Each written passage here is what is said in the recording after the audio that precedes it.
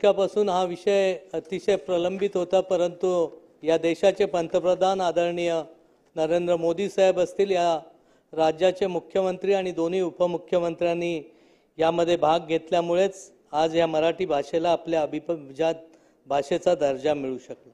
महाराष्ट्र हे देशातील एक अग्र असेल औद्योगिक राज्य, थेट परकीय गुंतवणुकीसाठी राज्याला सर्वात जास्त पसंती दिली जाते।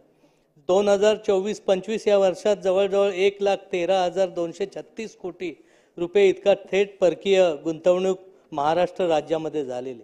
ही महाराष्ट्र राज्याची ज्या पद्धतीने चांगल्या पद्धतीचं धोरण या माध्यमातून होतंय, माझी यामध्ये एकच अपेक्षा आहे की हे धोरण ज्यावेळी होत असताना कोकण देखील यामध्ये चांगल्या पद्धतीने पुढे आला पाहिजे।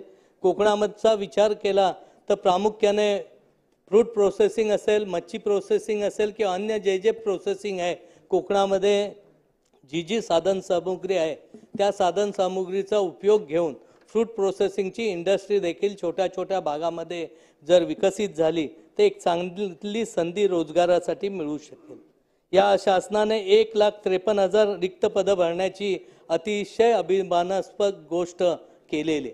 माझी अशी अपेक्षा आहे की यामध्ये स्थानिक लोकांना, त्या जिल्ह्यातल्या लोकांना जर प्राधान्याने आपल्याला घेता आलं तर खूप मोठी संधी आमच्या भागातल्या मुलांना देखील मिळू शकते।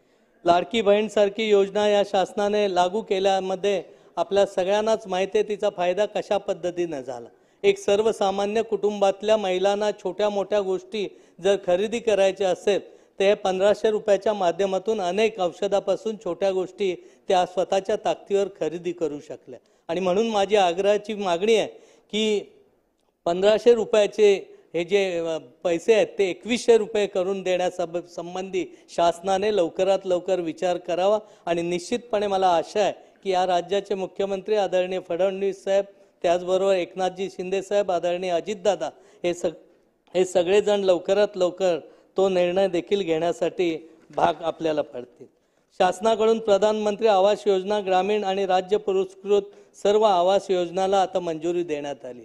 आज सिमेंटचे, वाळूचे आणि इतर सर्व साधन सामुग्रीचा जर दर विचारात घेतला तर ही रक्कम अनुदानात वाढ करण्याची खूप नितांत गरज आहे। आणि जे पेंडिंग प्रपोजल आहेत ती देखील तातडीने जर झाली, म्हणजे शहरातली पण आणि ग्रामीण भागातली पण, तर त्यांना प्रलंबित घरकुलांना देखील लवकरात लवकर मंजुरी मिळण्याची, लवकरात लवकर मंजुरी देण्यात यावी।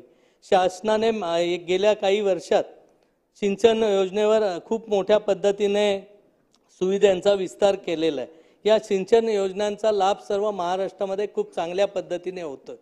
माझी ह्या निमित्ताने आपल्याला आग्रही अध्यक्ष महोदय मागणी आहे की आमच्या कोकणामध्ये जर विचार केला तर जे आमचे कॅनॉल असतात ते उघडे कॅनॉल असतात। दरवर्षी पडणारा पाऊस, वरनं येणारी माती किंवा सगळ्या गोष्टी विचार केला तर हे उघडे कॅनॉल आमच्याकडे तेवढे जास्त फायद्याचे जात नाहीत।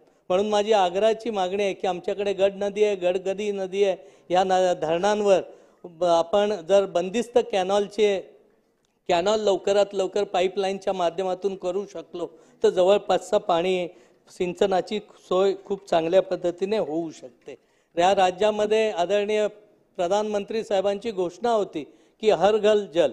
आज ह्या योजनेच्या माध्यमातून एक क्रांतिकारक जल जीवनच्या माध्यमातून योजना कार्यरत आहे, परंतु काही प्रस्ताव त्यावेळच्या घाईघाईच्यामुळे कमी ह्याच्यामध्ये झालेले वरती मंजुरीसाठी आलेले आहेत, त्यांना देखील प्रशासकीय मंजुरी देऊन वाढीव त्यांची एस्टिमेट लवकरात लवकर मंजूर करण्याचा प्रयत्न करावा।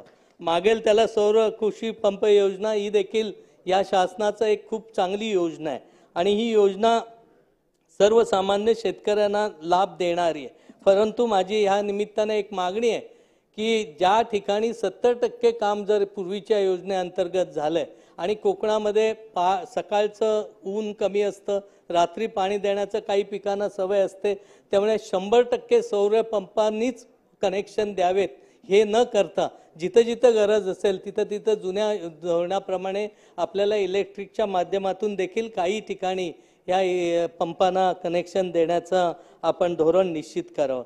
अध्यक्ष महोदय, महाराष्ट्र धोरण जमिनीचे तुकडे पाडण्याचा प्रतिबंध करण्याबाबत व त्यांचे एकत्रीकरणाबाबतच्या अधिनियमाचं उल्लंघन करून कोणत्याही